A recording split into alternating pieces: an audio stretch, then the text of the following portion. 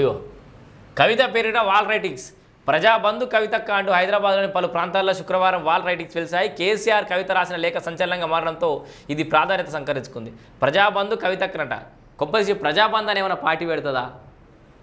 ఇగో శంషాబాద్ ఎయిర్పోర్ట్లో కవితకు స్వాగతం పలుకుతున్న జాగృతి కార్యకర్తలు. జాగృతి పేరుతోటి కార్యక్రమాలు చేస్తోంది.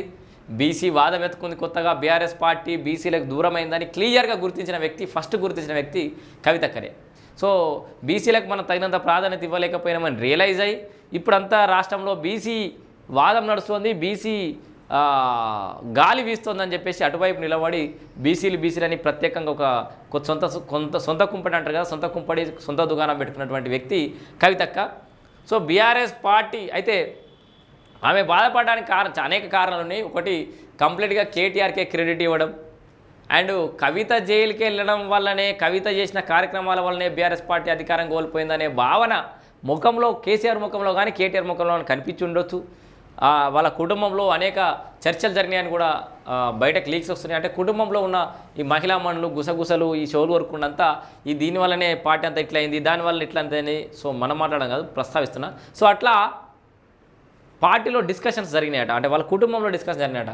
కవిత వల్లనే బీఆర్ఎస్ పార్టీ ఓడిపోయింది అని చెప్పేసి కవితనే ప్రధాన కారణంగా చెప్తూ ఆమెను అనేక రకాలుగా ఇబ్బంది పెట్టిన, అవమానాలకు గురి చేయడం అనేది జరిగిందట. సో అన్ని లెక్కలకు తీసుకొని కవితక్క బయటకు రావడానికైతే ఆలోచన చేస్తున్నట్టుగా చెప్పుకోవచ్చు మనం. ఎయిర్పోర్ట్ నుంచి బయటకు వస్తున్న కవితక్క బీఆర్ఎస్ పార్టీ మొత్తం మట్టిలో కలిసిపోతుంటే అక్క అభివాదం చూడరు ఇట్లా పట్టుకొని హ్యాపీగా ఉన్నది. అంటే సంథింగ్ ఫిషి ఏదో జరుగుతుంది బీఆర్ఎస్ పార్టీలో.